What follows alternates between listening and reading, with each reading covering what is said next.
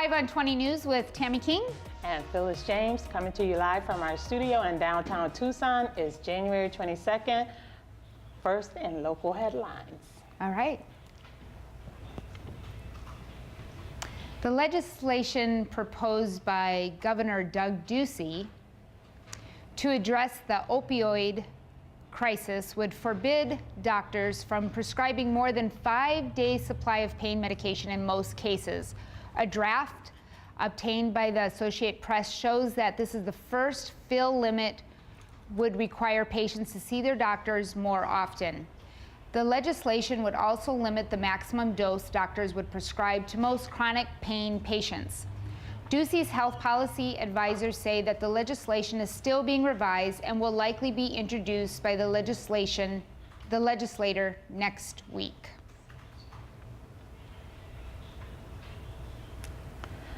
Metro Tucson had a job growth rate of 0.5% in 2017, according to the Arizona Office of Economic Opportunity. This placed Tucson near the bottom of Arizona's 7 major metro areas for job growth.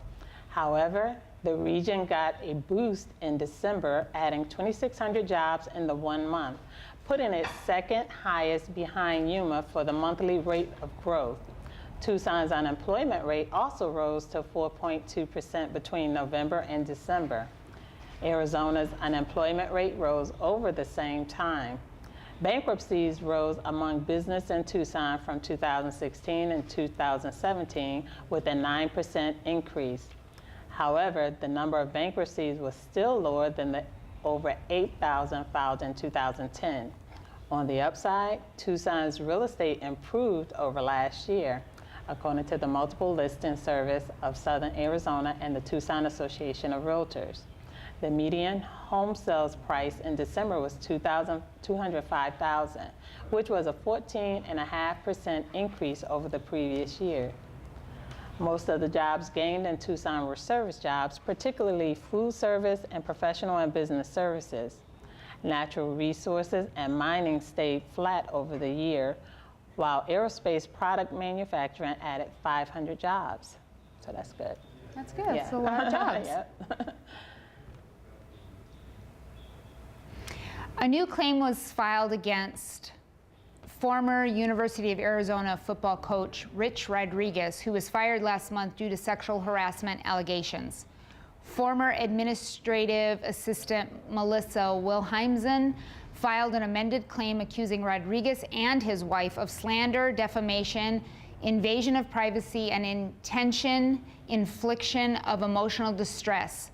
The $8.5 million claim alleges that the university alleges that they knew about Rodriguez's conduct and did nothing to stop it. Responding to the claim, Rodriguez denied the allegations, tweeting that, "As you can imagine, we eager for the facts to come out because the truth is on our side." Wilhelmsen previously filed a $7.5 million sexual harassment claim against Rodriguez. She alleged that Rodriguez created a hostile work environment by making sexual advances against employees. While Rodriguez denied the harassment allegations, he did admit to an extramarital affair with Wilhelmsen. She says that Rodriguez forced her to cover up the affair through what she called a triangle of secrecy.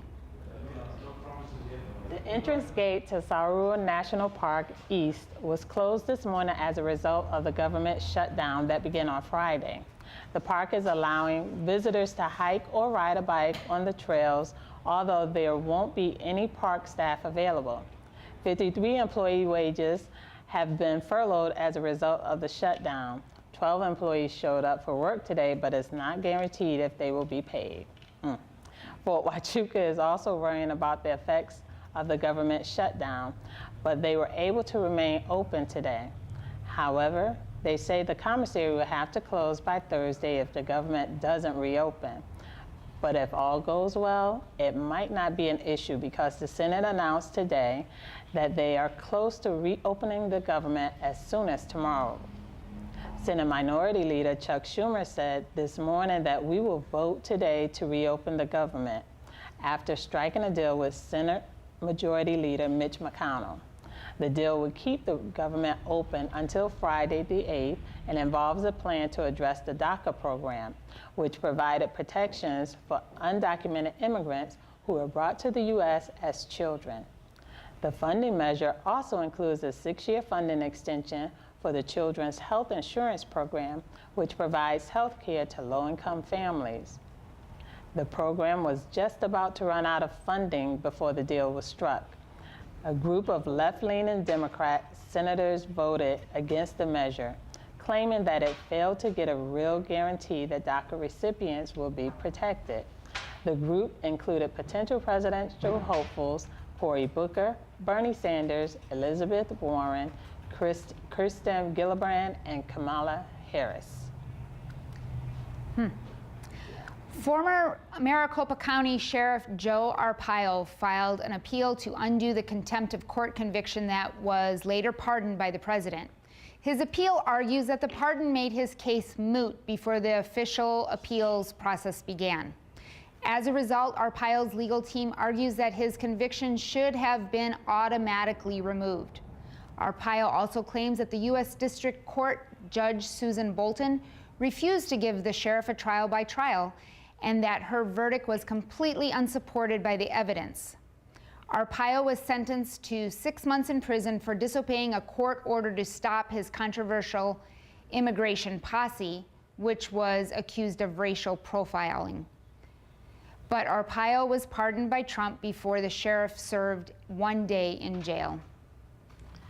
This weekend saw tens of thousands take to the streets for the second annual Women's March, which demands social change and promotes females' empowerment. The march began last year with dozens of cities across the country protesting the presidency of Donald Trump. The largest gathering took place Sunday in Las Vegas, chosen because it's a battleground state. Organizers of the march said that Sunday's event was meant to be the beginning of a national voter registration effort across 10 states, with the goal of registering 1 million people. The Las Vegas rally began at 10 a.m. inside the Sam Boyd Stadium. About 17,000 people showed up to this event, with the numbers swelling as the day went on. Phoenix also held a large rally outside the Capitol building in solidarity with the movement. Thousands also came out in central London, with the protesters braving sleet and snow. Yeah, it was cold. They were determined. Yeah, it's cold. The Trump administration is proposing a 95% cut to the Office of National Drug Control Policy, according to the Politico. The office is responsible for coordinating the government's drug control policy in the middle of an opioid epidemic that is now the highest cause of death for Americans under 35. The White House proposed a similar cut last year, but was met with major pushback from advocates and lawmakers of both parties. The proposal would move the 2 major grant programs to other agencies. The high-intensity drug trafficking areas would now be under the Department of Justice, while the drug-free community grants would move to the Department of Health and Human Services. Overall, the cuts would result in a $340 million cut out of the national drug control budget. The office has been operating without a Senate-confirmed director. Current director, Taylor Wenrith, rose from a low-level position to Deputy Chief of Staff, mainly through turnover and vacancies, and she has no drug policy experience. Trump's nominee to lead the agency, Tom Marino, withdrew his nomination in October after he received backlash for a 60 Minutes investigation. The investigation found that Marino advocated for a bill that would have made it harder for the DEA to freeze suspicious drug shipments. Critics of the proposal say that the cuts will make it harder to battle the opioid epidemic. Cape Town, South Africa is on the verge of a water shortage and has 90 days left before running out of water after 3 years of drought. This will mark the first major city in the world to run out of water. Cape Town Mayor Patricia DeLille says that residents need to drastically reduce their water usage or the city will run dry on April 22nd. The city won't literally run out of water, as reservoirs can't be drained to the last drop. City authorities say that once the dams reach 13.5% of capacity, the municipal water supply will be turned off for all but essential services like hospitals. At that point, residents will have to go to one of 200 municipal water points throughout the city where they can collect up to 6.6 gallons per day. Craigslist is already full of listings for companies willing to truck in tankers full of water from less drought-prone parts of the country. The city has capped household water usage at 23 gallons per person per day. This means for most homes, keeping showers under 2 minutes, no water in the garden, or washing the car and refraining from flushing the toilet unless necessary. However, only 54% of residents are hitting the target. The toilet needs to be flushed. Yeah, and I need a little more than 2-minute showers. Yes. I could accumulate them and take like a 5-minute shower after every other day or something. Only 54% hitting the target. Yeah, I smell that. Tens of thousands of Romanians took to the snow-filled streets in Bucharest on Saturday to protest against corruption and attempts by ruling Social Democrats to weaken independence of the courts. About 50,000 people marched toward Parliament, blowing whistles and waving flags and chanting, "Thieves!" The Social Democrats pushed a judicial overhaul through Parliament in December, despite the criticism from European Commission and the U.S. State Department. Critics say the bills weaken judicial independence and are challenging the bill in constitutional court. Romanian lawmakers are also seeking to change the criminal code to decriminalize some corruption-related offenses. An earlier attempt to decriminalize several corruption offenses triggered the largest street protests since 1989 fall of communism in Romania. Transparency International ranks Romania among the EU's most corrupt states. Romania anti-corruption prosecutors have sent 72 members of parliament to trial since 2006. As the president gets ready to attend the World Economic Forum in Davos, Switzerland, the group released a report stating that the risk of political and economic confrontations between major powers has increased sharply. The Global Risk Report highlighted several top risks for 2018, including environmental threats from extreme weather, economic inequality, and cyber attacks. The report surveyed nearly 1,000 experts from governments, business, academia, and non-governmental organizations.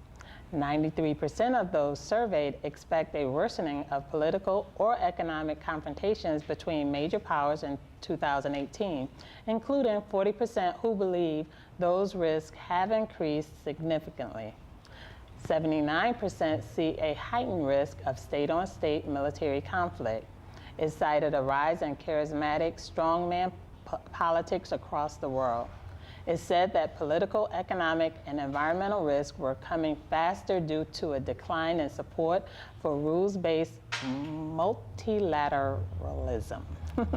The report noted the Trump administration's decision to pull out of the Paris Climate Accords and the TPP trade agreement, mentioning that we are moving in the wrong direction. Environmental risk tops the list of concerns, with extreme weather events seen as the largest risk in 2018. Trump is due to give a speech on the closing day of the WEF, an annual event that attracts 70 heads of state and government, along with celebrities, CEOs, and top bankers. Vermont Governor Phil Scott signed a law that legalizes marijuana in the state for recreational use. This brings the amount of states that have legalized marijuana to 7, although this was the first time that legalization was brought about through a state legislature. The Republican Scott vetoed similar legislation last year because he was concerned with how the bill was written. The bill does not go as far as other states in terms of legalization. Adults over 21 would be able to possess an ounce of marijuana, and to grow up to 2 of their own plants at home. However, it does not allow legal sales of marijuana, unlike states like Colorado and California. Scott said that he would veto any other efforts to loosen restrictions or implement a commercial retail market until legislatures addressed highway safety, education efforts, and prevention of youth consumption. Due to this restriction, critics say that the bill unfairly holds back full legalization. Others cheered for the governor for the decision. Kevin Sabat of the anti-legalization group Smart Approaches to Marijuana said that by signing this, the governor essentially killed any chance of full legalization. In so many ways, this is a big setback for the pot industry. And I wanted to take a moment to talk about the program you're watching right now. Here at 5 on 20, we are undertaking a new kind of citizen journalism. We are going to give you the news as we see it, and we want more people to speak up with us. We need writers, hosts, anchors, camera people, sound people, the whole gamut. The times require a new way of informing ourselves, so join us. Do it now. Email us at info@creativetucson.org to get involved. And if you think there's a story we are missing, a person we should interview, an upcoming event we should cover, or have any news tips for us, shoot an email to info@creativetucson.org.